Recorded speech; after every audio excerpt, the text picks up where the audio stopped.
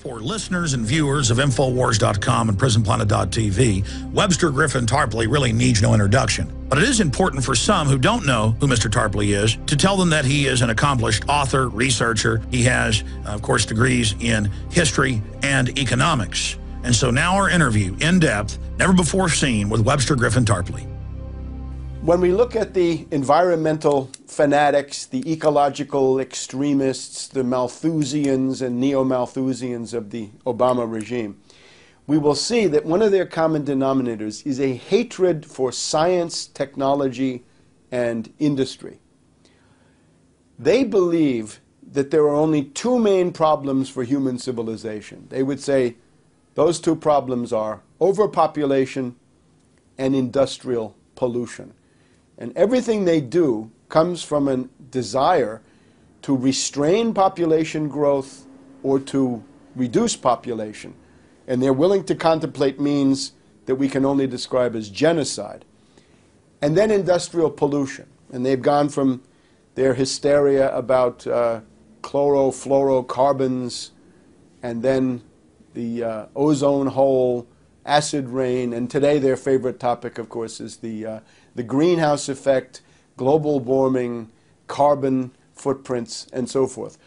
What they are expressing with this is, of course, from the scientific point of view, the work of charlatans, fanatics, obscurantists, irrationalists, and so forth. But this is a deep-seated ideological impulse of oligarchy per se.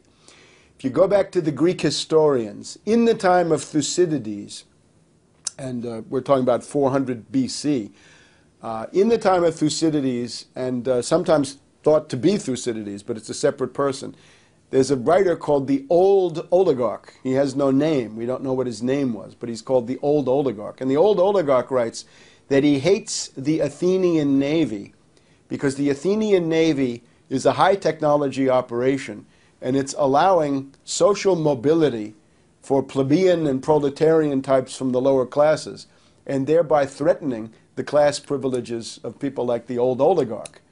He also says that he hates the long walls that were built from Athens to Piraeus, so that Athens could be relatively invulnerable to land attacks by the army of Sparta, which of course was the most oligarchical of all the Greek states. So if we look at the Old Oligarch, he hates technology, and he wants oligarchical foreign armies to come in and take over his own country so that he can keep his privileges. This same impulse is what we see expressed in the modern environmentalist fanaticism of people who think that industry itself is a problem. The finance oligarch looks at industry as an object of asset stripping. He wants to get his hands on it so that he can liquidate it and make a bundle of money in the process. The other aspect of what these people believe is that the world is always overpopulated. And this does not depend on the empirical state of the world from any point of view. If you go back to the treatment of the Trojan War in Greek literature, you will see that the official explanation, why did there have to be a Trojan War for 10 years, killing all those people between the Greeks and the Trojans? And the answer in certain oligarchical writers of Greece is that the world was overpopulated. There were too many humans pressing down on the breast of Mother Earth, and they had to be exterminated. And the Trojan War was the chosen means of doing that. So the prejudices of the oligarchy are timeless. They hate science, they hate technology, they hate industry, and they're also convinced that the world is overpopulated.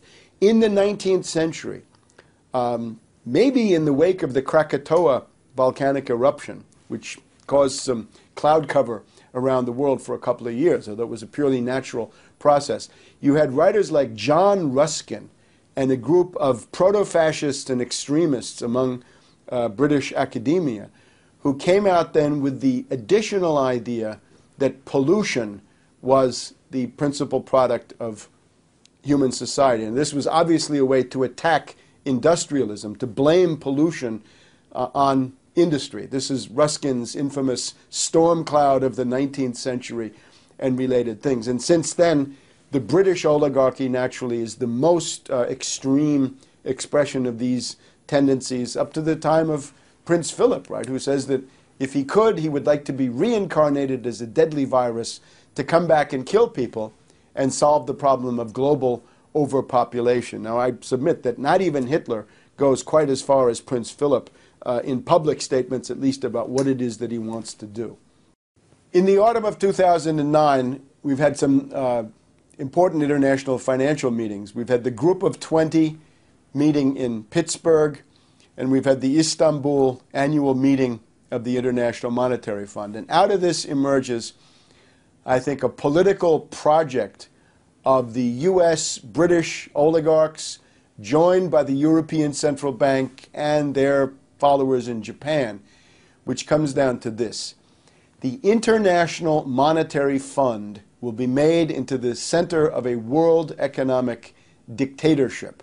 Back in the 1920s and 30s, Lord Montague Norman of the Bank of England was called the currency dictator of Europe. Well, this time around, the currency dictator of the world is Dominique Strauss-Kahn, the former finance minister of France, who is the boss of the International Monetary Fund, and within that same orbit, you've got the World Bank and a series of other institutions. And the way they want to do this is to make the IMF the central bank of all central banks. So we have the Federal Reserve, bad enough, European Central Bank, extremely bad, Bank of Japan, also bad, but above them, yet another layer of oligarchical power plastered on top of the Fed, the European Central Bank, and the Bank of Japan is the IMF, with regulatory capabilities, but also as a lender of last resort to the national central banks. Let's assume we had a panic run on the Federal Reserve. Perfectly feasible. It already happened in 1932 to 1933 when you had the great Herbert Hoover U.S. banking crisis. There were a lot of banks who were members of the Federal Reserve who had put money in and wanted to get it out. And if that had continued through 1933, you would have had a panic run on the Federal Reserve. So now what we've got is the idea of the IMF being able to come in as the lender of last resort for national central banks, except you don't get that money from the IMF for free. If the IMF gets on your case, you are required to sign a letter of intent in which you express your commitment to observe the conditionalities of the IMF. And they have a very specific economic doctrine. It's called the Washington Consensus, and that is deregulation, privatization, the destruction of your social safety net. It would mean union busting. If you have a state sector, they want to destroy that. They want to have the race to the bottom across the board.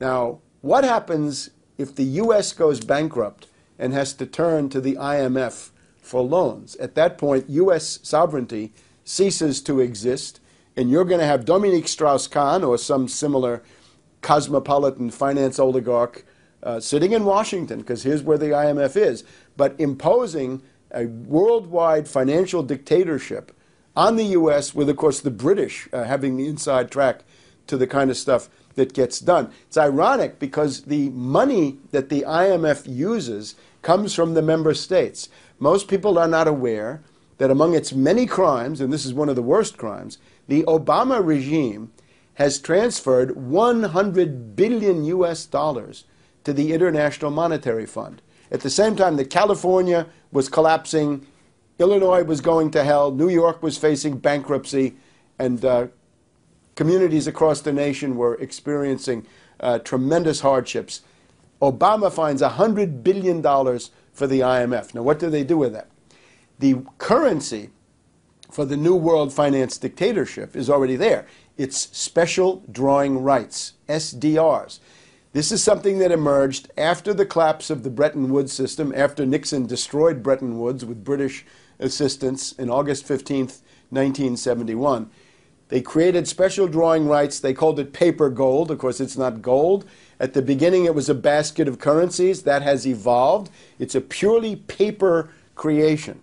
You can go to the website of the International Monetary Fund any day, and you will see all of the currencies of the world expressed as SDRs in terms of special drawing rights. So that's your supranational currency, and the U.S. has already given $100 billion to prop that up. And that's in the program of $1 trillion that has been pledged by the other main financial powers, by the Japanese, the Europeans, and others. So they're hoping to stock up on $1 trillion total in various currencies and use that as reserves to back up the special drawing rights. Now, there's nothing worse than this. The mentality of this IMF is called the Washington Consensus. They have no success stories to point to. They always fail. They always increase poverty, increase economic backwardness, shut down industries, increase unemployment, and so on down the line. From Bolivia to Poland to Russia in the 1990s. IMF shock therapy is widely regarded as economic death. Argentina, a couple of years ago, owed the IMF $10 billion, and they realized the only way to get their economy in order was to get out from under the IMF, get the IMF out of their country, off their case. So President Kirchner of Argentina borrowed $10 billion from Chavez of Venezuela to pay off the IMF and get them out. Countries are generally much better off borrowing from another country, from a peer, rather than borrowing from this overreaching, overarching, supranational, dictatorial empire that comes in and tells you what to do. This has gone so far that the Washington Consensus is being widely rejected. Nobody wants to go under this. There's now the Beijing Consensus. And the Beijing Consensus goes like this. First of all, don't interfere in the internal affairs of sovereign states. And we want that for ourselves. We better give it to others. And the second point is 50-50, everything equal. No overwhelming advantage for one side or the other.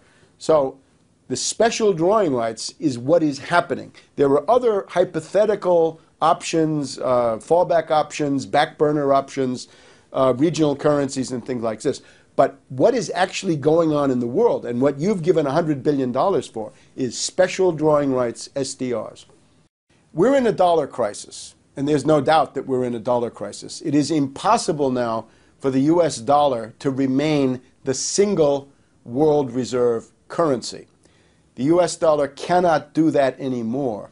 The problem is, if you look at the other candidates, the euro and the yen, we see that they are less able to be the sole unique world reserve currency. And the worst of all possible worlds is a synthetic supranational currency like the special drawing rights.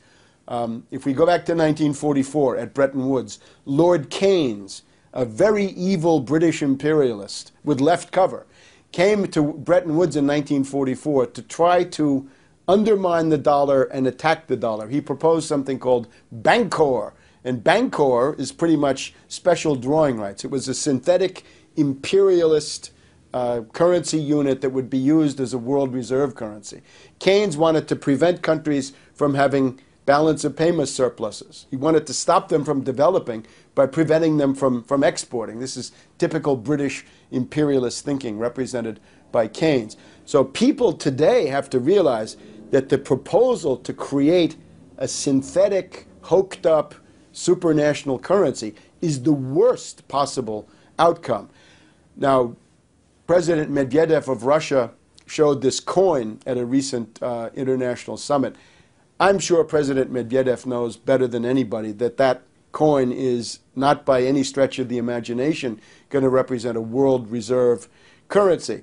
I think what he's trying to do is to prod the United States and others into constructive negotiations on this subject, which should happen.